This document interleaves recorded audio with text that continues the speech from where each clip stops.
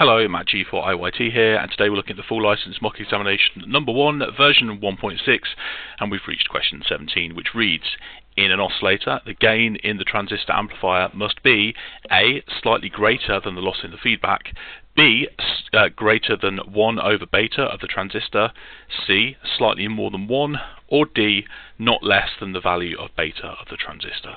And right away there's a couple of answers we can rule out here. We've got two that are talking about beta of the transistor, which you may have seen written as HFE, and in a transistor that's talking about the maximum DC current gain.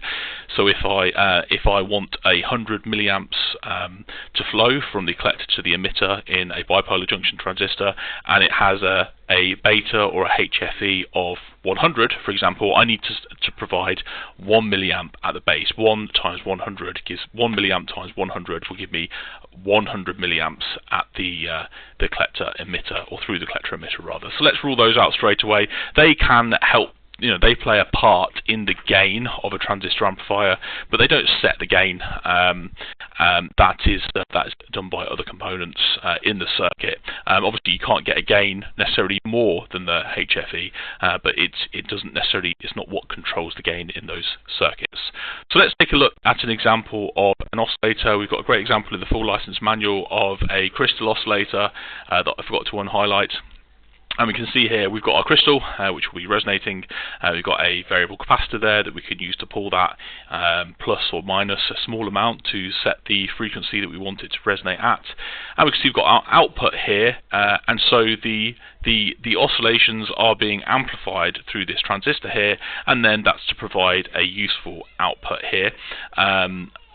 Through this capacitor, and we can also see there is a path where some of that output is feeding back in to the crystal and capacitor part of the circuit there, and that's to essentially to sustain the oscillation. So we're being asked about the amount of gain that this transistor circuit needs to have in order to work. So let's start with this option of slightly more than 1. And we'll come back over here, and let's imagine that our gain here is of this transistor is, say, 5, and we'll not worry about whether this is current or voltage. We're just thinking about it in schematic terms at this point.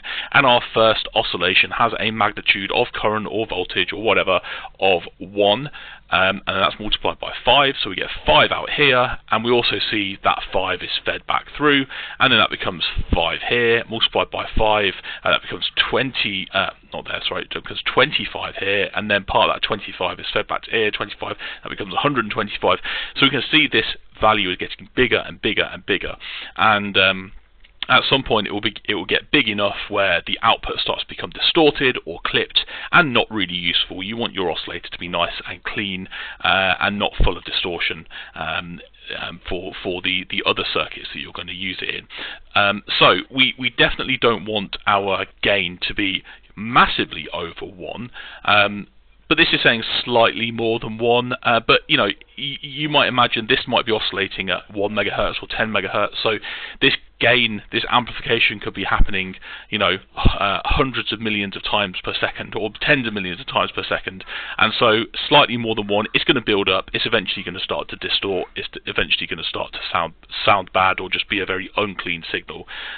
So let's rule this one out. We don't want it necessarily to be slightly more than 1, but what we do want it to do is to counteract any losses that we get as part of that feedback. So we're seeing part of this signal is coming back out and coming back in here, and we want this to essentially get fed back in at roughly the same level that it is when it would come back in at roughly the same level that it is when it is amplified in the first place. We certainly don't want this to be lower, because then the feedback is going to start to get smaller and smaller, and that's going to cause the overall signal to start, the amplitude of the overall signal to start decreasing. We don't want it to be more than 1, because that's going to start it increasing and eventually distorting. We want it to be just right, and just right is just a little bit bigger to counteract any losses in this part of the circuit here. So that leads us to answer A, slightly greater than the loss in the feedback. Let's go and check our answer key, see if we've got that one right, and we can see that for question 17 is, of course, answer A. Thank you very much. I'll see you for the next one.